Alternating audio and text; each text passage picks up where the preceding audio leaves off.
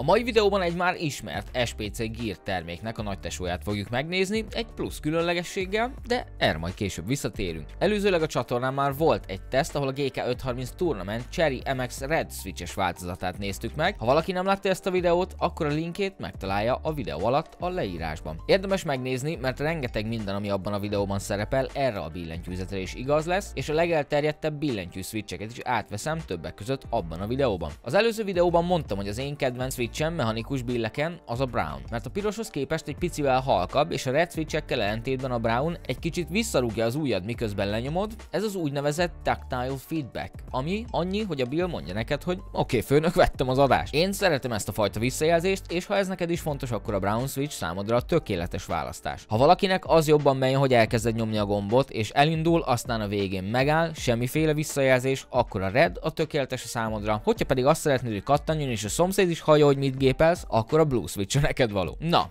ezzel letudtunk mindent, csapjunk is bele. A doboz egy az egyben ugyanaz, mint a GK530-nál volt. Felnyitva két erős vastag szivacsba találjuk a Billt két oldalt, ami egy szivacsebben csücsül. Igazából a dobozt nem részletezném szarrá, az előző videóban minden részletesen benne van. Kivéve a Billt a dobozból, egyértelműen lehet érezni a plusz súlyt. Már az előző billentyűzet is ugye rövidebb, a Tournament változat is jó nehéz volt, na hát ez itt sincs másképp, jó anyagban van. Mondanom sem kell, hogy a Build Quality itt is kifogástalan. Mondom ezt úgy, hogy ezt a billentyűzetet körülbelül már olyan jó 6 hónapja használom. A házat teljes mértékben alumíniumból, a gombok és a keycapek nyilván műanyagból készültek. Ha megnézzük közelebbről, ugyanazokat a gombokat kapjuk egy az egybe, mint a GK530-on, nyilván kiegészítve egy numerikus billentyűzet résszel. Az előzőhöz hasonlóan itt is 3 irányba el lehet vezetni a kábelt, ami akkor fontos, hogyha az ember a talpak kihajtása nélkül szeretné használni a billentyűzetet. Viszont ez a kis vájat, ahova a kábel beleül, az égvilágon egyáltalán nem tartja azt a kábel. Szóval, hogyha te is olyan vagy, mint én, többször mozgatod azt a Billt ide-oda, akkor az a kábel rendszeresen ki fog jönni a helyéről, főleg, hogyha oldalra van az befűzve. Itt is ugyanúgy óriási gumitalpakat kapunk, mint a GK530-nál, ami ugyanígy igaz akkor is, hogyha a talpat kihajtjuk.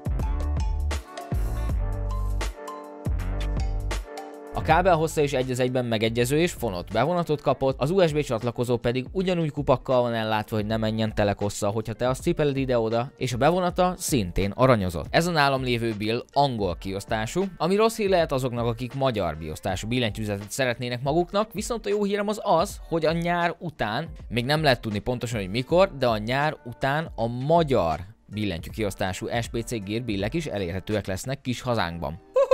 RP hangeffektet hallottál. Oh, wow. Na, és akkor beszéljünk a mai videó különlegességéről, amik nem mások, mint ezek a Pudding Double Shot keycapek ehhez az SPC Gear GK540-es billentyűzethez, de egyébként az összes többi billentyűzetükkel ez ugyanúgy kompatibilis. Ezek azért különlegesek, mert ahogy megnézed, a felső és alsó réteg azok két külön műanyagból lettek egymásba préselve, úgyhogy ezeket jó sokáig kéne nyomkodnod ahhoz, hogy lekoptasd a tetejét ezeknek a gomboknak. Mint ahogy az eredeti keycapeknél fordulhatna elő, mert azok simán csak festve vannak, ezzel ellentétben itt 2 műanyag darab van egymásba préselve, és mivel az alsó rész áttetsző, ezért a gomboknak a fénye is sokkal jobban érvényesülni fog. Úgyhogy ezzel a kis upgrade-del nem csak szexibbé tesszük a billentyűzetünket, hanem sokkal tartósabbá is egyben. A csomagon belül a keycapeket vákuumcsomagolt kis tasakokban találjuk, amikhez egyébként pluszban jár még egy keycap leszedő is. És az ógyűrűkről sem feledkezhetünk meg, kapunk még 104 darab ógyűrűt is, ami a gomboknak a hangját hivatott tompítani egy kicsit.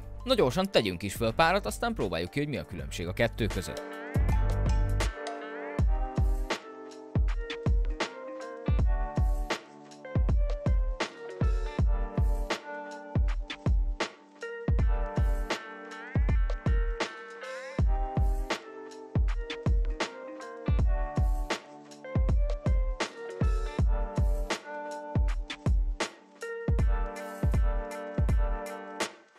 A gombok az első pár lenyomás során elég furcsának érződnek, de miután ezek az ógyűrűk a helyükre mozogták magukat, teljesen ugyanolyan az élmény, mint amilyen előtte volt, csak egy kicsit tompább a puffanás. Kinézetre is jócskán van változás, még anélkül is, hogy bedugnánk a billentyűzetet. Ezt nem részletezném igazából tovább, mert mindenki el tudja dönteni saját maga, hogy neki ez bejön-e, vagy sem. Na de mielőtt megnézzük, hogy milyen a hangja a kettőnek egymáshoz képest, nézzük meg, hogy néz ki akkor, hogyha világít is a billentyűzet.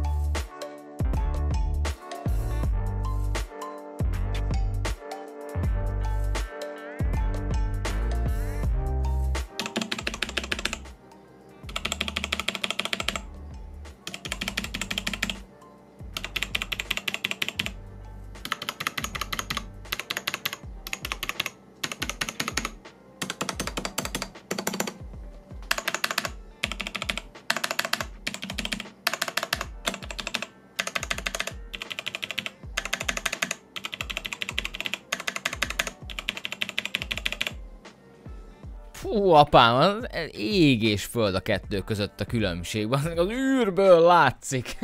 És hogy az előbb is hallottátok, a hangja is egy kicsit tompább lett a gomblenyomásoknak, ami nyilván egy mechanikus billentyűzetnél csak plusz lehet. Megmondom őszintén, én nem vagyok az a nagy RGB őrült, azért azt szeretem, hogyha a gépen meg van világítva ízlésesen, de a túlnyomott RGB-t nem szeretem, de valamiért ezek a puding keycapek akkor is nagyon-nagyon tetszenek nekem. Na, ne is húzzuk tovább az időt, szerintem cseréljük ki az összes gombot a billentyűzeten, aztán nézzük meg egyben, hogy is néz ki valójában. A keycapek leszedésénél egyáltalán nem kell aggódni, az alsó gombokról simán le tudod húzni a keycapeket a leszedővel, a keycap leszedőt rányomod a gombra, az bekattan a helyére, és csak fogod is erőteljesen lehúzod a helyéről, aztán a másikat pedig ugyanígy a helyére nyomod. Ennek a billentyűzetnek nagyon-nagyon jó build quality-je, egyáltalán nem kell aggódni attól, hogy a keycapek cseréjénél te majd kárt teszel abban.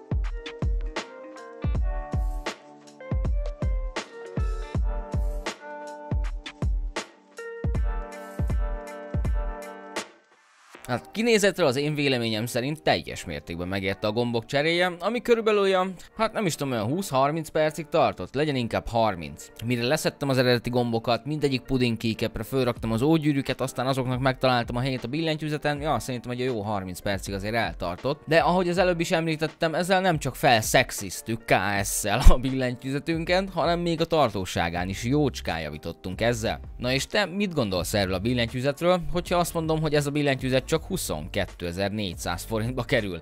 Jó, nyilván ebben nincsenek benne a puding keycapek, azokat sajnos nem találtam meg árukeresőn, úgyhogy ebből arra következtek, hogy ezek a keycapek Magyarországon még nem kaphatóak. Ettől függetlenül ennek a billentyűzetnek elég penge ára van. És ahogy a videó elején is mondtam, rengeteg mindenről ebben a videóban nem volt szó, ami igaz erre a billentyűzetre, mert az előző videóban már benne volt, mint például az is, hogyha egyszer az összes gombot próbálnád meg lenyomni, akkor azokat egyesével regisztrálja a billentyűzet, és soha nem fog előfordulni az, hogy te valamit lenyomtál, de azt a gép mondjuk nem vette be például. Tényleg, hogyha minden apró információra kíváncsi vagy ezzel a billentyűzettel kapcsolatban, akkor a videó leírásában megtalálod a linkjét az előző GK530-as billentyűtesznek, ahol tényleg a programját is átnézzük, beszélünk aztán mindenről. A GK530-hoz képest egyébként a három különbség az az, hogy itt barna switcheket találunk, ez a billentyűzet nem csak piros, hanem RGB ledekkel van ellátva, és ugye itt kapunk még egy numerikus billentyűzetet is, ami nem mindenkinek fontos, de én rengeteget használom számolásoknál, BIOS-ba turkálásnál, úgyhogy nekem nagyon-nagyon fontos volt, hogy legyen rajta egy numerikus billentyűzet rész is.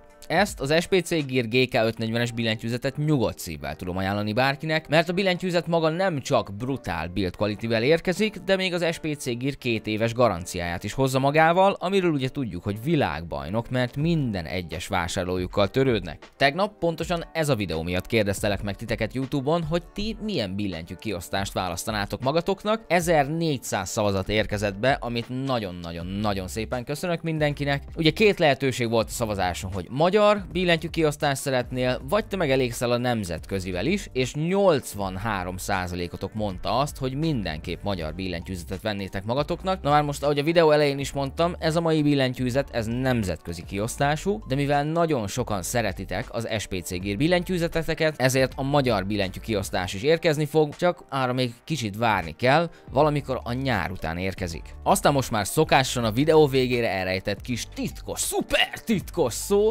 legyen ma mondjuk a grízes csoki puding. Írjátok meg nekem kommentben, hogy grízes csoki puding. Ezzel tudatjátok majd azt velem, hogy ki az, aki igazán tökös és végignézi a videóimat.